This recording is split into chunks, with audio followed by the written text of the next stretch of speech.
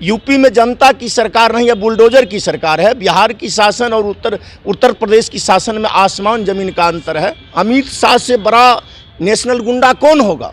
गौरी लंकेश पत्रकार की हत्या किसने करवाई? देख लीजिए, बिहार शरीफ की जो घटना घटी है, इसमें तमाम बीजेपी भारतीय जनता पार्टी के इशारे पर, ये अमित शाह के इशारे पर, नरेंद्र मोदी के इशारे पर इस ढंग की दंगा पूरे देश में फैलाया जा रहा है। तमाम चीज उन्होंने बेच दिया तो फिर रोजगार कहाँ देंगे?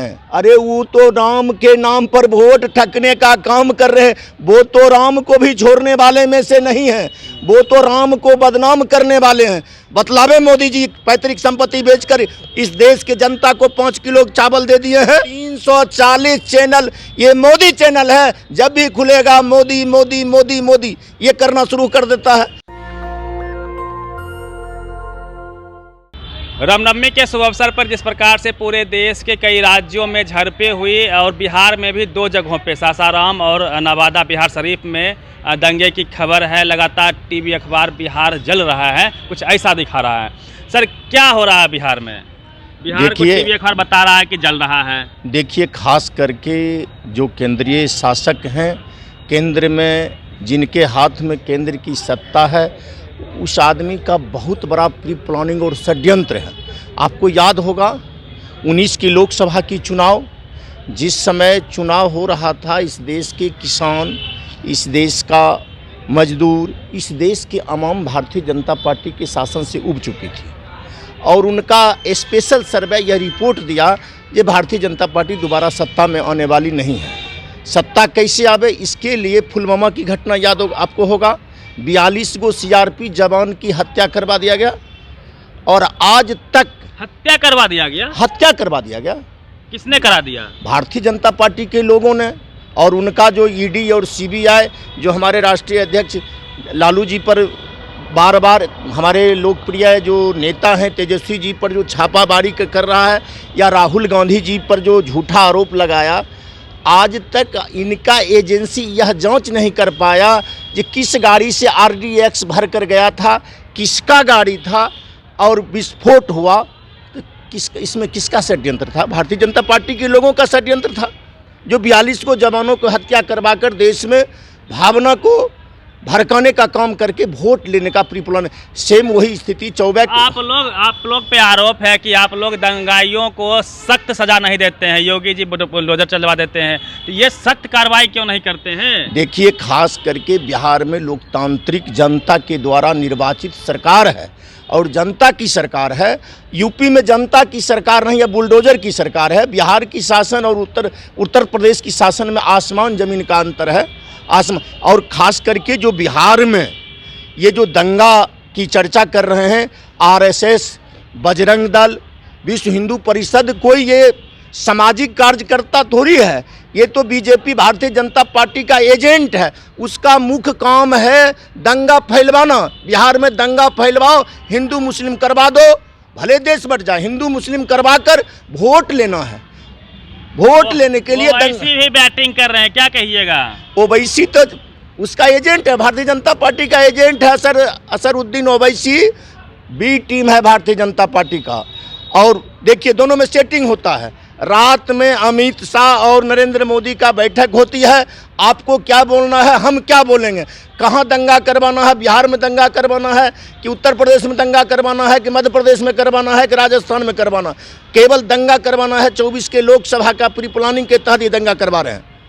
और ये सामाजिक संगठन नहीं है। RSS और विश्व हिंदू परिषद, बजरंग दल, ये सामाजिक संगठन नहीं है, ये आपराधिक संगठन है। बहुत दिन पहले इस देश के राष्ट्रपति, इस देश के पूर्व गृह मंत्री लौह पुरुष सरदार वल्लभ भाई पटेल तमाम संगठनों पर रोक लगाने का प्रस्ताव लाए थे और तमाम संगठनों पर रोक लगाने का प्रस्ताव लाए थे। सुनिए, बीजेपी तो कह रही है कि जो है आप सख्त कार्रवाई कीजिए, जांच कीजिए। जीवेश मिश्रा को आप लोगों ने अभी विधानसभा से टांग के निकलवा दिया और अभी तो अमित शाह भी आए थे, उन्होंने कहा है कि यदि हमारी सरकार आती है तो दंगाइयों को हम उल्टा लटका के टांग देंगे।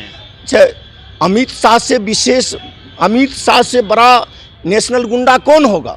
गौरी लंकेश पत्रकार की हत्या किसने करवाया? अमित शाह ने करवाया। कैसे? सच को बताने का प्रयास कर रही थी गौरी लंकेश, सच को लिख रही थी, सच बताने का प्रयास कर रही थी, अमित शाह ने हत्या करवा दिया। अमित शाह के द्वारा गौरी लंकेश की हत्या हुई, और ख़ास करके अमित शाह जिस केस में लोया हत्याकांड भी सुने होंगे, जो जज थे उन्हीं के जस्टिस जो लोया था उनके अदालत में केस चल रहा था, अमित शाह उसको भी हत्या करवा दिया। खास करके बिहार सहित पूरे देश में जहां लोकतांत्रिक सरकार है उसको ध्वस्त करवाने का प्री प्लानिंग है और बदनाम करवाने की षड्यंत्र रच रही है ये आरएसएस और बजरंग दल, विश्व हिंदू परिषद के द्वारा। ये तमाम जगह देख लीजिए, बिहार शरीफ की जो घटना घटी है इसमें तमाम बीजेपी भारतीय जनता पार्टी के इशारे पर, ये अमित शाह के इशारे पर, नरेंद्र मोदी के इशारे पर इस ढंग की दंगा पूरे देश में फैलाया जा रहा है। तो क्या लगता है जो युवा धर्म की चाशनी में डूब चुके हैं, हिंदू मुस्लिम के नाम पे तलवार निकाल लेते हैं, उनको क्या सजेस्ट कीजिएगा, क्या सुझाव दीजिएगा?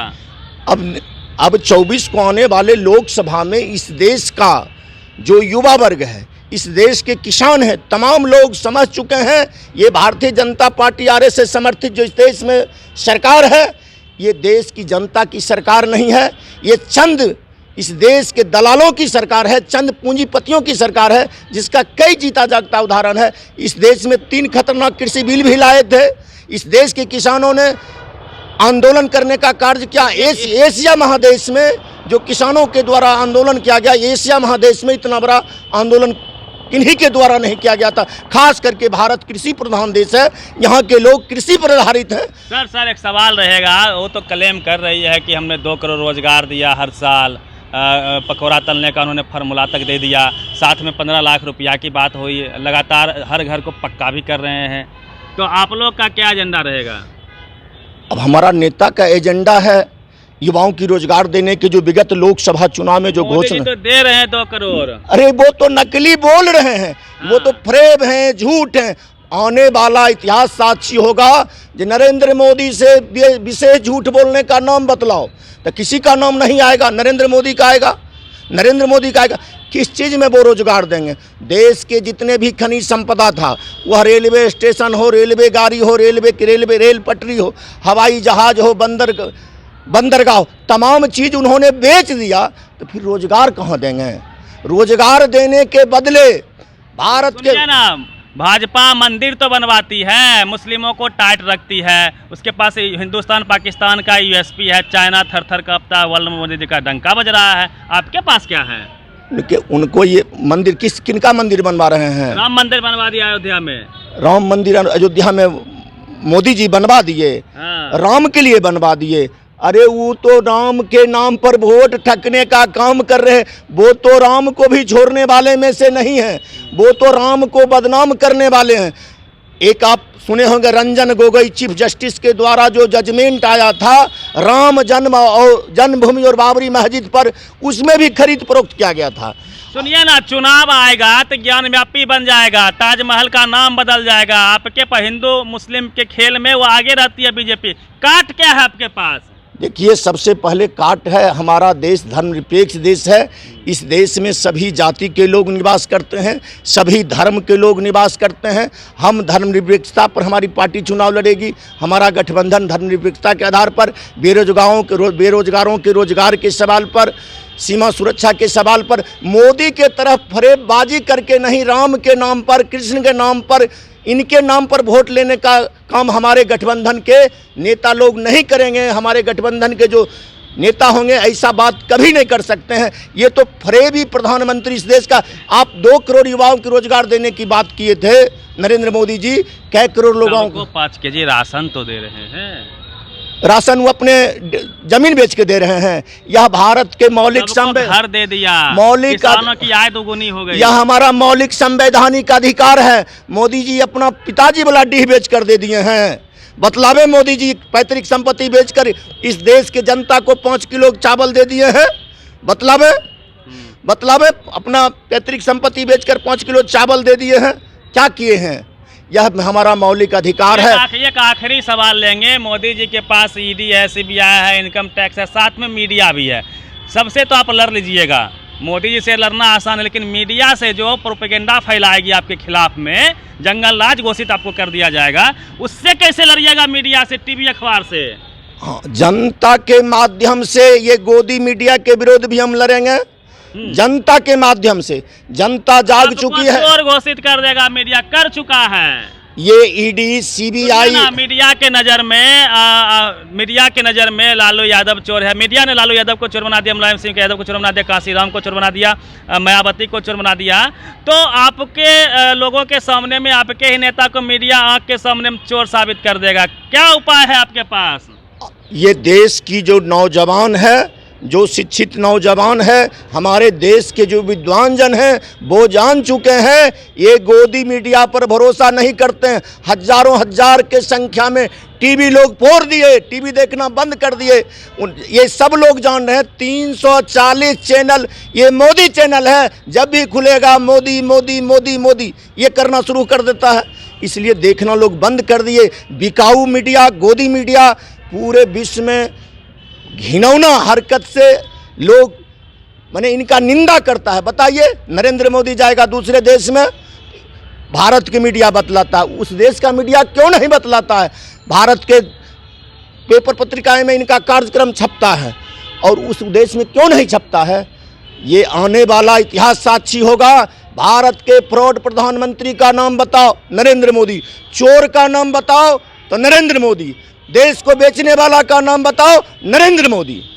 चलिए, ये मोहित यादव हैं, बेगूसराय से आरजेडी के जिला अध्यक्ष भी हैं, कद्दावार नेता हैं और लगातार जिस प्रकार से पूरे देश में मीडिया को लेके लोगों प्लस नेताओं में अवेयरनेस आ रहा है, ये एक अच्छी बात है। दूसरी बात कि जो लोग दंगा में शामिल होते हैं, युवा युवतियाँ, उनसे अपील होगा, चाहे किसी भी कम्युनिटी के हों, आप फूले पेरियार अम्बेडकर को पढ़िए, स्कूल कॉलेज में जाइए और धर्म के चाशनी से, धर्म के जंगल से आप बाहर निकलने का प्रयास कीजिए। धन्यवाद। नेशनल दस्तक की आपसे गुजारिश है कि अगर इसको बचाना चाहते हैं तो नेशनल दस्तक को सब्सक्राइब करने के लिए रेड कलर के सब्सक्राइब बटन को दबाएं, फिर बेल आइकन की घंटी दबाएं। नेशनल दस्तक को बचाने के लिए बहुत जरूरी है कि हर खबर को शेयर करें, लाइक करें, कमेंट जरूर करें।